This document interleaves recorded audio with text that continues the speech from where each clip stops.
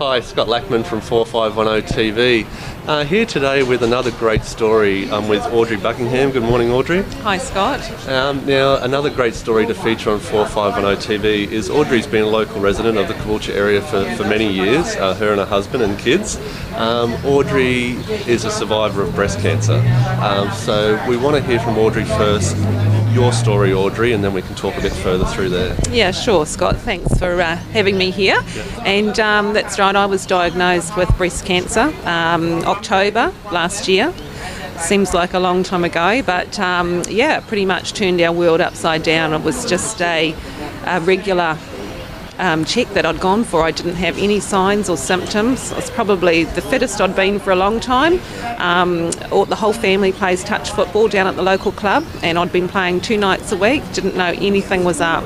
I'd been called for my regular check probably 6 months before, and I'd just been putting it off as you do, thinking that there was nothing wrong with me. So I eventually went in, had my screening done, and the local breast screen clinic here in Caboolture.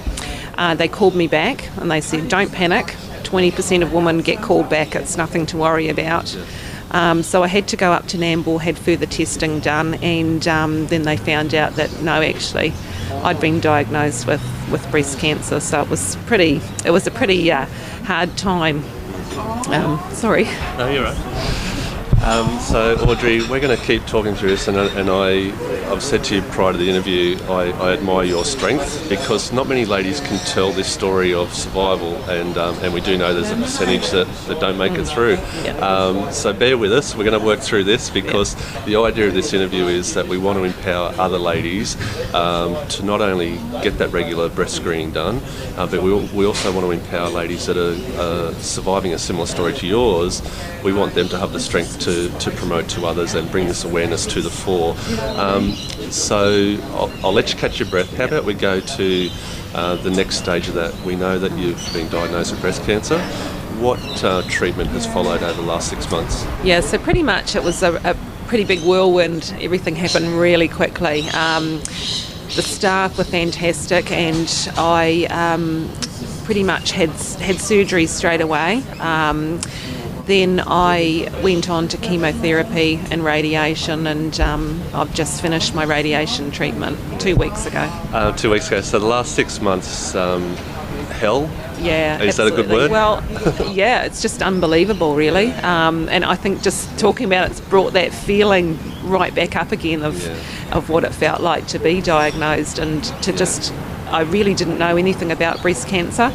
All I knew about cancer was that both my parents had both passed away from cancer. So I think it was that initial shock of thinking, oh my God, am I going to die from this? And I think that's what really hit myself, my husband, my children as well, because they'd both seen my parents go through cancer as well. We won't be specific about the treatment, but obviously the last 6 months, chemo, radiation, a different hairstyle for you. Yeah, absolutely. Took a bit to get used to. I think that was quite a hard thing to lose your hair as a woman. I knew it was going to happen, but it was, I think the day it started falling out, I went to my hairdresser and said, no, it's time, just shave it all off, and which she did. And yeah, it took a little bit to get used to, but you know, it's a small price to pay to still be here and to be able to tell the story. And I think you look pretty chic with the short hair. Audrey used to have beautiful long hair, but let's go on to, you spoke about your husband Ryan, and your kids. How old are the kids? 14 and 17. Okay, so a little bit more mature to understand what you've been going through, but let's talk about that support from husband and kids. Yeah, look, it blew me away.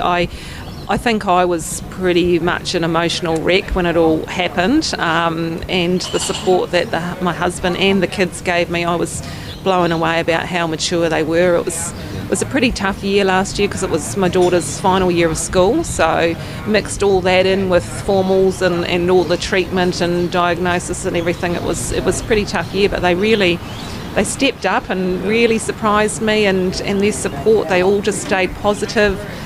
They were there for me. They'd they'd sit on bed with me when I was, sick with the chemo, but they'd just sit there and be with me. I was just absolutely amazed. Do you think that obviously gave you strength to keep fighting those days at chemo where you just want to maybe give up? Is that the case? Absolutely. I knew I had to be there for them. I knew I had to get through this because of my family, and but not just my husband and my kids. My brother and sister had moved over from New Zealand a couple of years ago, and I don't know how we would have got through it without their support as well. They were just, able to pick the kids up from school. Meals were just at our place constantly, and that was just a huge support for us. No, great to hear. Audrey, let's skip forward. Thankfully, and thank God, you've finished the round of radiation and chemo now. What's next on the calendar? If there was a lady watching our story this morning, you've been through that 6 months of treatment, etc. What's now on the calendar as part of your survival? Yeah, so pretty much now I'm on my 3 monthly checks. I was at the hospital yesterday having a follow-up. Every 3 months now I'll be checked by either oncology or my radiation specialist or my surgeon, and just really have to get through that 5 years. So once we get through the 5 years, then we're looking pretty happy. Okay. So once again, I appreciate you sharing your story, because I know there's women in our Caboolture community that are going to get their own strength and their own snippets out of this interview. Yeah. Let's get to the good parts. You're now become an advocate for breast cancer awareness, and you're looking to raise money with some events coming up this year. So let's talk about that. The big thing, the walk. Yeah, that's right. It's not only for breast cancer, but also raising awareness for all women's cancer. I'm doing a walk in October, and it's called the Walk to End Women's Cancer. So not just breast cancer, but all women's cancers. We've got to walk 60 kilometres over 2 days. Wow. And it's going to be a challenge, but I like challenging myself, so it would seem. So we're doing this walk. We have to raise $2,000 as part of our entry fee. That fund, all that money goes to QMIR Research Institute and the Royal Brisbane Women's Hospital. And the walk, where's that hosted? It will be in Brisbane City, so it will be around the city, and it's over a two-day walk. Yeah. So fundraising, you need to reach the $2,000 entry fee.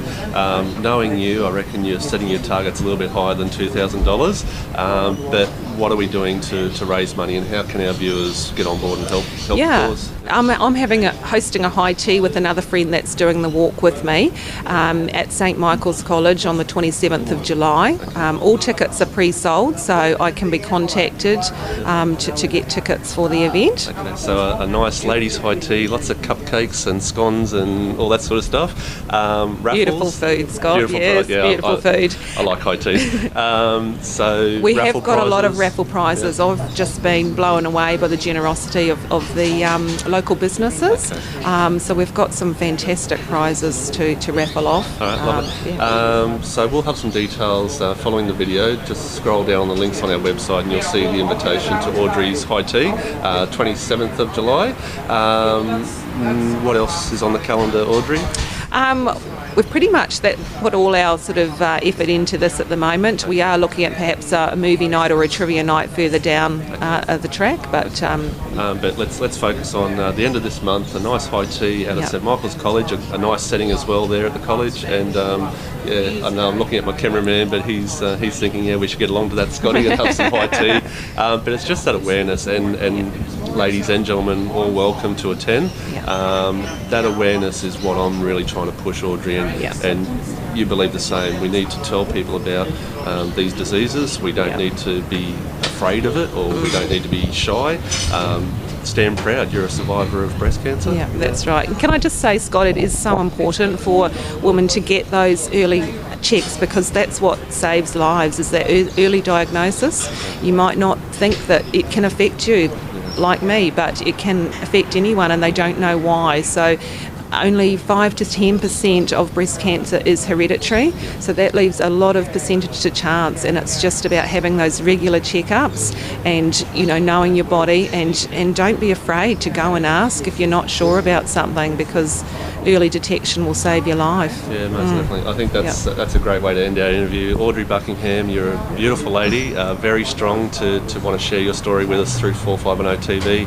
I encourage everyone to try to support Audrey's efforts, and if it's not specifically Audrey, just if you do see an awareness campaign about breast cancer or women with cancer, please donate, whether it's $1, $5 or $2,000. Try to support when you see breast cancer awareness. So Absolutely. thanks again, Audrey. Thanks for having me, Scott. All right.